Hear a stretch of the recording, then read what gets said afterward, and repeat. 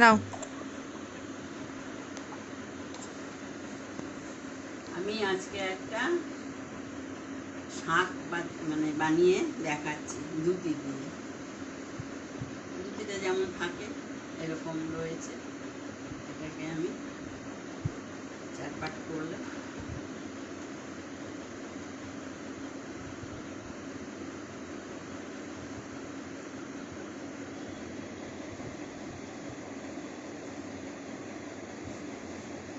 এই কর্নারটা প্রথমে একটুখানি মুখটা বানানোর জন্য এরকম মুড়ে এই সেলোটেপ দিয়ে লাগিয়ে দেওয়া হলো। তারপরে এখানে আমি দুটো ভাঁজ দেব, এখানে দু সাইডে সেলোটেপ লাগিয়ে দিচ্ছি। এরকম আরেকটা ফোল্ড করবে,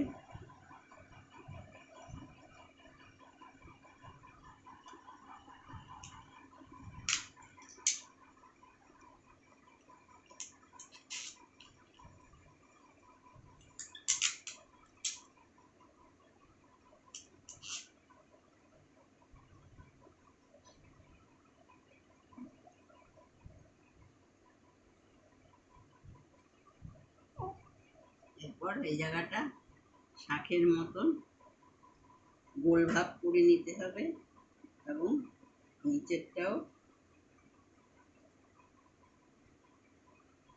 এইভাবে আমি এটা এর মধ্যে করে দেখাচ্ছি। ট্রের মধ্যে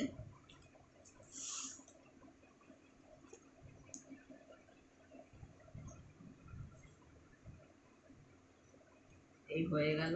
এই জায়গাটা একটা জড়ি দিয়ে লিপ দিলাম এবং আপনারা পুরোটাই জড়ি পেঁচিয়ে এটা মুড়িয়ে এভাবে শাঁখের মতন এই জায়গায় আমি আটকে দেখাচ্ছি। এইভাবে করে দেবেন, দিয়ে এখানে সেলোটেপ দেওয়ার পরে সমস্তটাই জড়িয়ে দেবেন। এই মুখে একটা জড়ি দিয়ে সেলোটেপ দিয়ে লাগাবেন, এখান থেকে এই পর্যন্ত এখানে একটা দেবেন, এখান থেকে এই পর্যন্ত দেবেন। দেওয়ার পরে এর চার ধারটা ওই সেলোটেপ জায়গায় জায়গায় মেরে এইভাবে দিয়ে দেবেন। এদিক থেকেও দেওয়া হবে, এদিক থেকেও এভাবে দিয়ে দেওয়া হবে।